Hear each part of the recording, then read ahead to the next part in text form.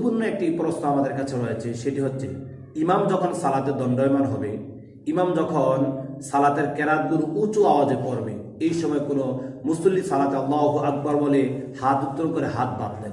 হাত বাঁধার পরে এখন উনি কি সানা পড়বেন নাকি চুপ হয়ে ইমামের কেরাতগুলো শুনবেন?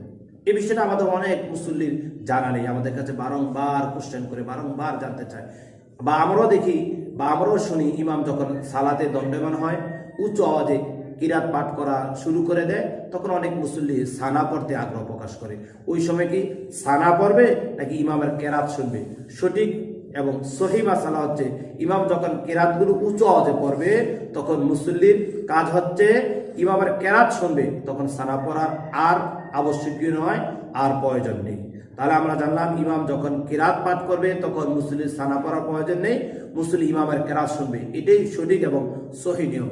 আল্লাহ সুবহানাহু ওয়া তাআলা আমাদের সবাইকে সালাতের প্রতিটি বিধিবিধানগুলো সহি শুদ্ধ করে বুঝে শুনে সালাত আদায় করে আল্লাহ তাআলা মাহবুব বান্দা, আল্লাহ তাআলা মাহবুব বান্দি হওয়ার তৌফিক দান করুক। আল্লাহুম্মা আমিন।